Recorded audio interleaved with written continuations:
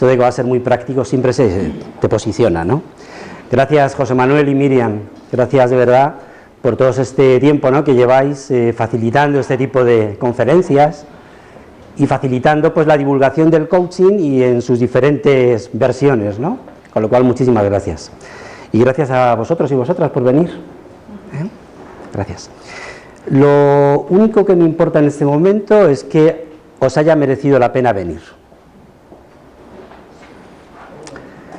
Albricias fue una palabra que yo escuché en Almería y que me la apropié. Dije, ¡ay, qué bonito! Mira bien, ¿no? La escuché allí en los cursos que estábamos dando y viene del árabe hispánico o hispano y quiere decir por fin una buena noticia.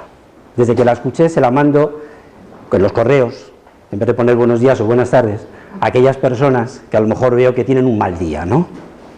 O que son negativos, o que les viene bien escucharlo. Por lo tanto, albricias, a los que estamos aquí como positivo.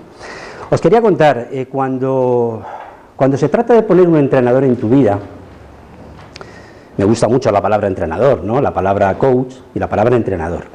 Pues cuando se trata de esto, uno cuando viene de una organización, como decía José Manuel, de haber estado trabajando toda la vida, pues en una organización muy grande, multinacional, gestionando la formación, como era mi caso, gestionando un equipo muy grande, y sale a la calle, sale al mercado, donde hace frío y calor, y dice, bueno, y ahora vamos a dar formación. Y claro, uno piensa que lo sabe casi todo. Pues no. Es el gran momento donde uno piensa, sí, la vida es un aprendizaje continuo, pero sobre todo hay cosas que tienes que volver a aprender. Y entonces, pues llamé a un amigo mío, coach, inglés, se llama Alan Walker, y le dije, oye, tienes que venir, tienes que verme, tienes que estar ahí, y tienes que de alguna manera darme feedback y a ver qué ocurre. Alan, como buen inglés, método muy además anglosajón, muy práctico, pues me pasaba papelitos que yo leía, no me decía lo que había que hacer, sino me pasaba papelitos para que yo reflexionara. Y en esos papelitos, pues algunos me decía, oye, no te fíes de los aplausos, fíate de las preguntas. Me ponía a lo mejor, ¿qué te parece? ¿Qué te parecen las puntuaciones que te dan? Y yo pues, pensaba, ¿no? Si te parecen buenas, pues prueba con los comentarios cualitativos. En fin, me iba dando una serie de pistas, de pautas, más cosas, menos detalle, más detalle, y luego me regaló un libro que para mí ha sido un libro de cabecera y que yo he recomendado a mucha gente. El libro es La isla de los 5 faros. Es un libro interesante bajo mi punto de vista, que lo que nos viene a decir es que cuando tenemos que comunicarnos con alguien, pensemos en cómo lo hace un faro. La historia es en la isla de Menorca y hay 5 faros, con lo cual os animo a que os vayáis allí cuando tengáis que hacer una revisión de cómo comunicáis. Bien, dicho esto, cuando José Manuel y Miriam me decían, oye, vente a hablar de Shadow Coaching, que es una palabra que yo casi no pronuncio bien en inglés, pero que no es Shadow Coaching, esto sería la broma más fácil, ¿no? Para mí es la versión más potente de lo que hacemos como coachers. ¿Cuántos de vosotros sois coachers? Bien, no está mal, ¿no? Está mal. ¿Cuántos de vosotros cuántos de vosotros hacéis coaching ejecutivo? De empresas, perfecto. ¿Y cuántos de vosotros conocéis, porque trabajáis allí también, el sitio donde trabaja vuestro coachee, perdón? Está trabajando un poquito. La siguiente pregunta no la voy a hacer. Para mí esta metodología, esta parte del coaching, es la que nos permite ver lo que hace, no lo que nos dice que hace. Y para ver lo que hace, pues tenemos que ir a verle donde trabaja, tenemos que acompañarle, tenemos, como bien decía antes José Manuel en la presentación, de acompañarle en ese día a día. No es fácil, luego si queréis en las preguntas, pues comentamos un poco cuál es el mercado de todo esto. Os voy a contar 3 experiencias que creo que pueden ilustrar lo que es esto. La primera de ellas, vamos a coger 3 ejemplos. El primero es cómo acompañar a una persona durante 6 meses, un día al mes, en su día a día.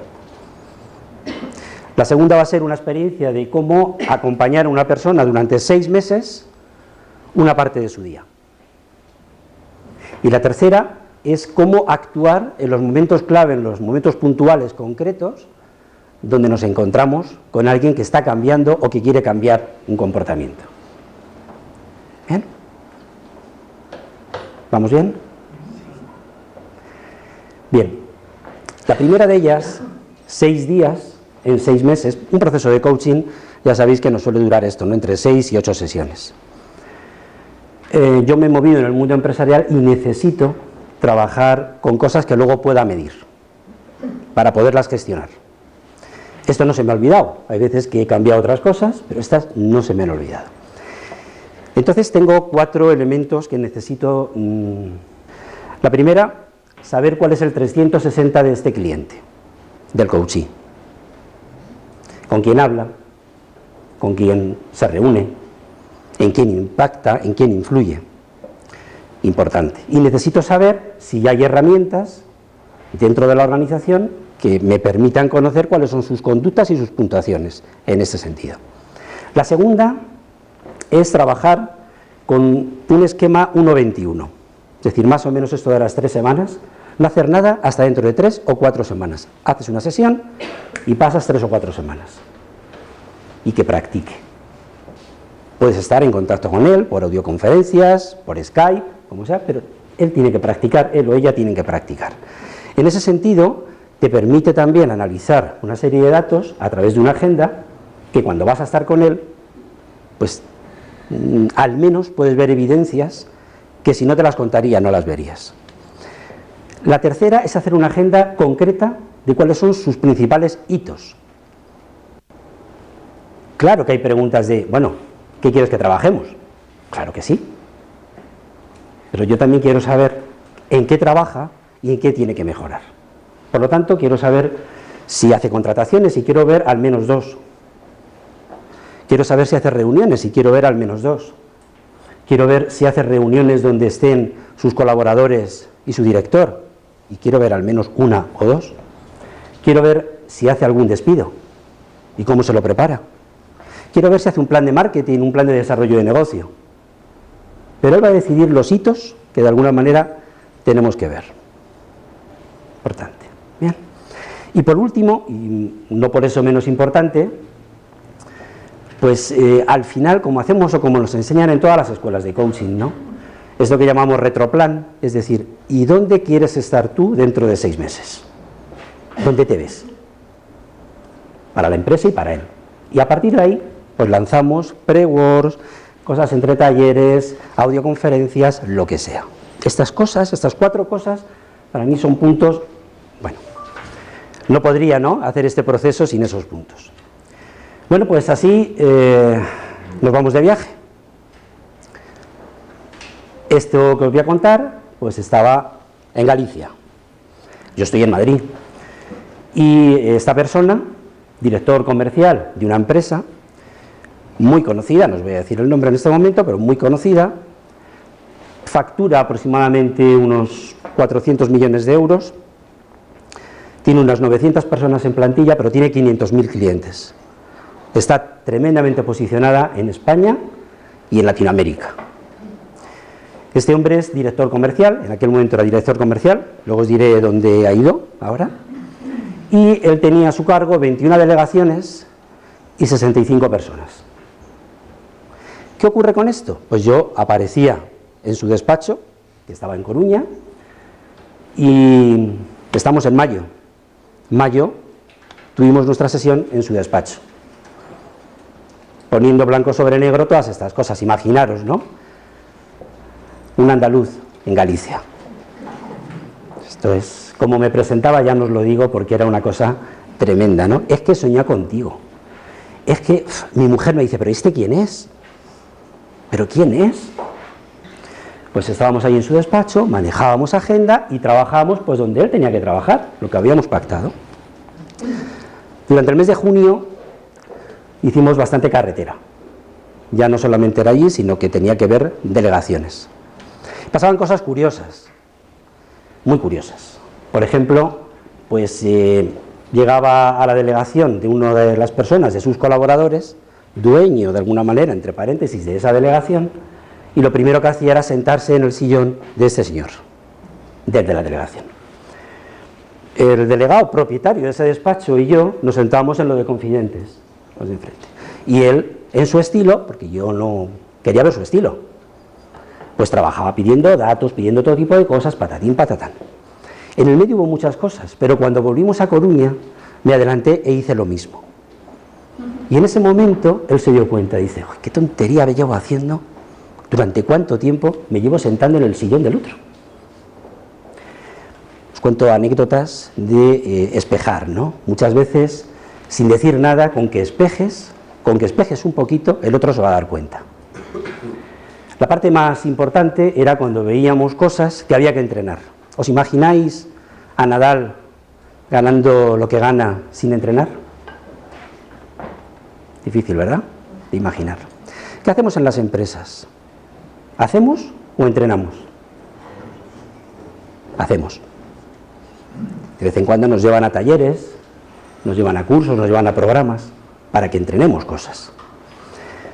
El entrenamiento en determinadas conductas es la base. Voy siempre cargado de una cámara de vídeo para no hablar, solo para ver. Esto es lo que pasa, ¿qué vamos a hacer? Bien, mayo, junio. La de julio fue genial.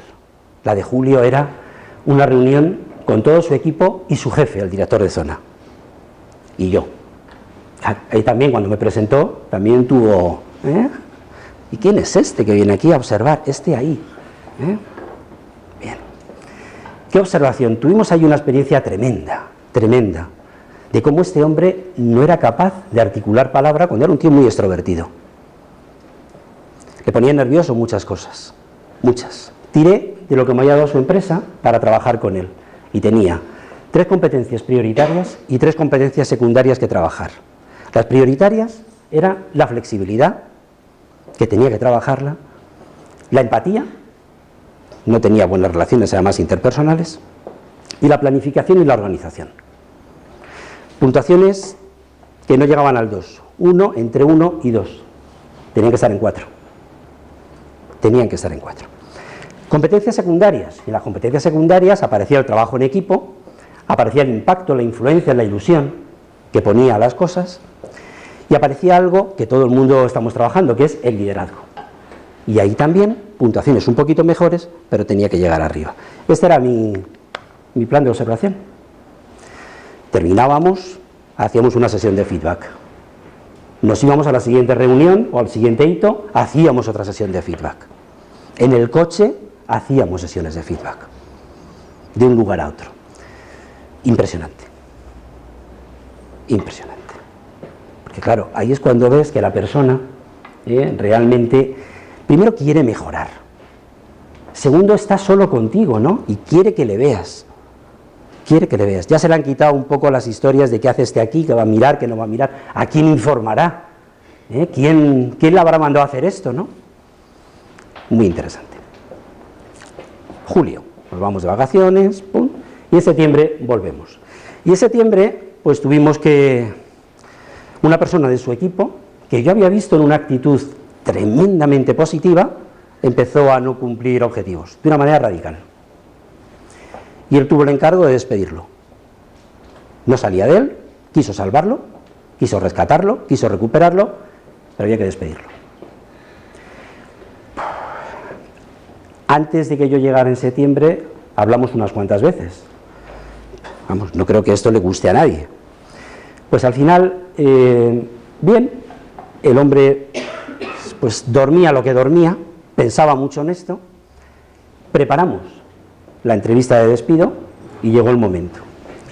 Cuando llegó el momento, la persona a la que tuvo que despedir le dio las gracias porque necesitaba la indemnización para montar un negocio.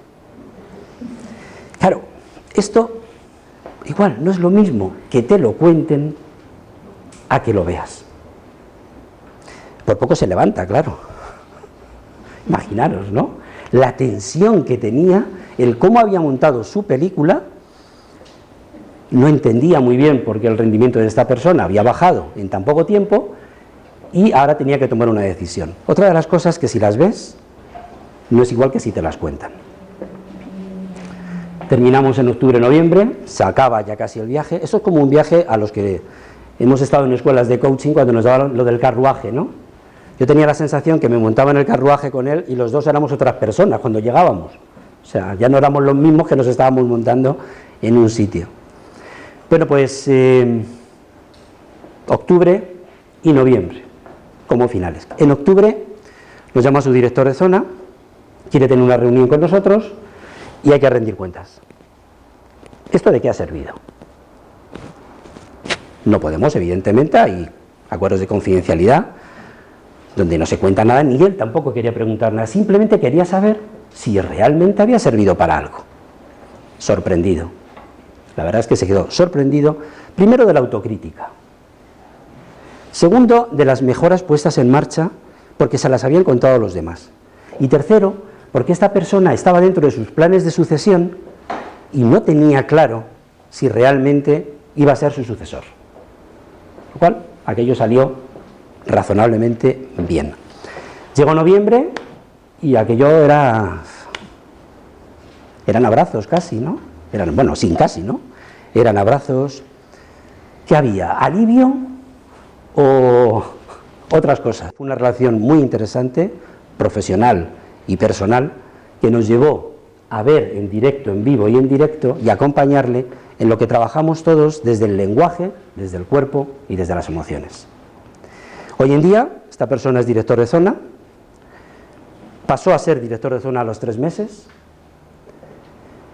consiguió las mejores puntuaciones en el 360 de todos los directores de zona de toda España, le promocionaron para estar en Latinoamérica, donde está ahora, y bueno, la verdad es que fue un orgullo, ¿no?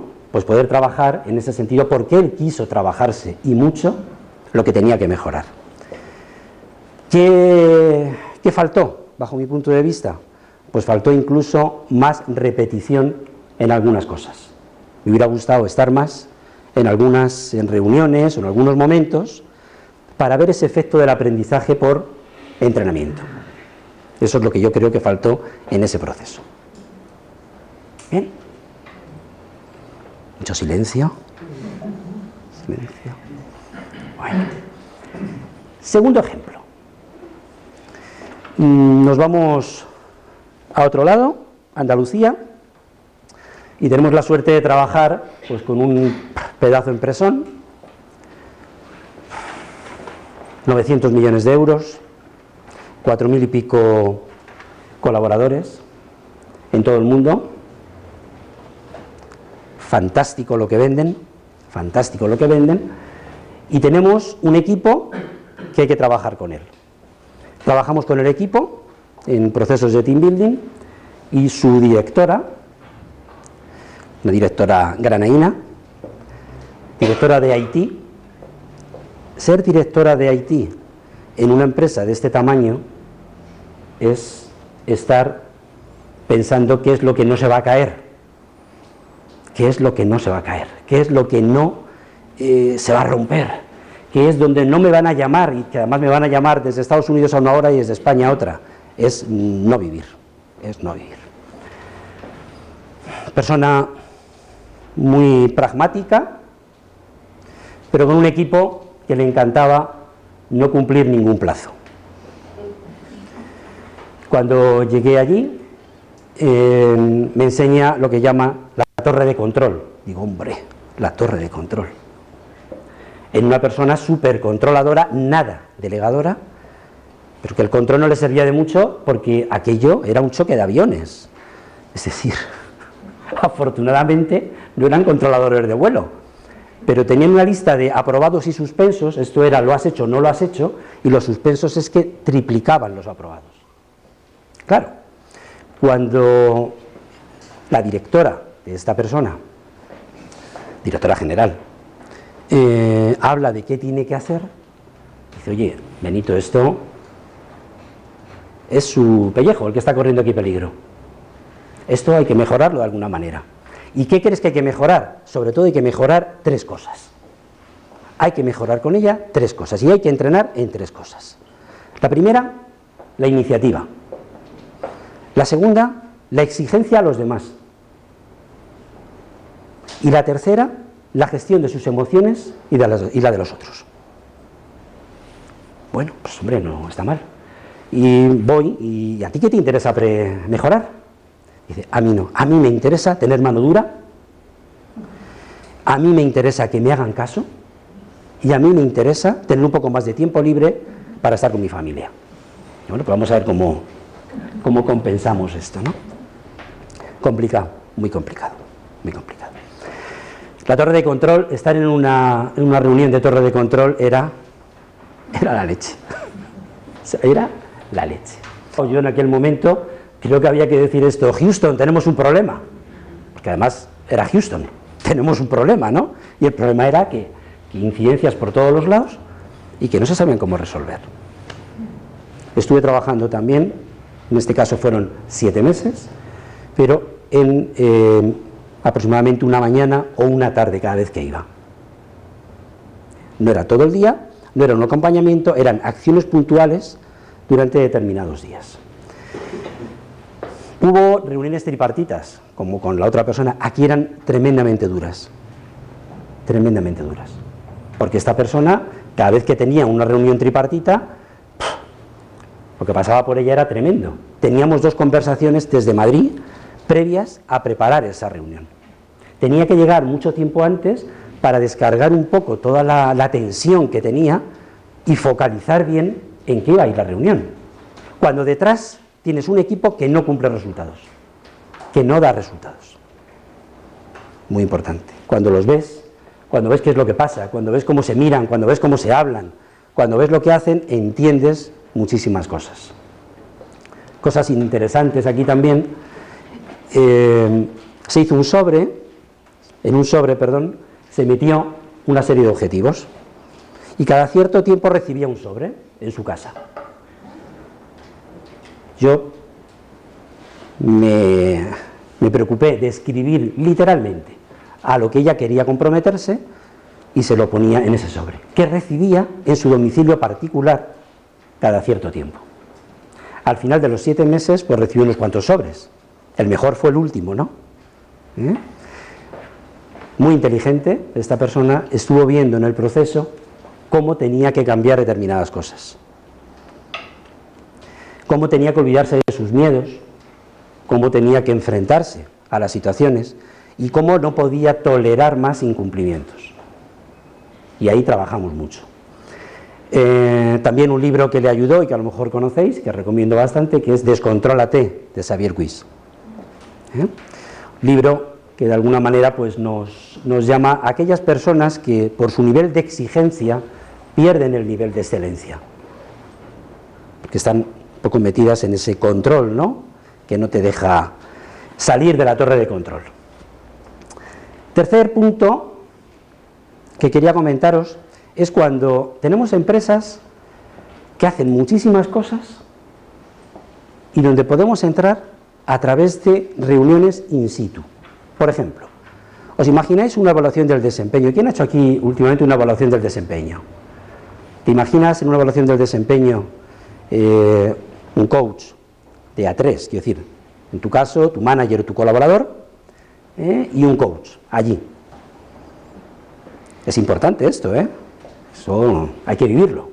¿Te imaginas que no estemos en Madrid o que no queramos estar en tu casa, en tu empresa, y que pongamos una cámara, un ordenador, solamente mirando al manager? Cuando termina esa entrevista, tenemos un feedback en directo también. ¿Qué ha pasado? ¿Qué ha pasado aquí?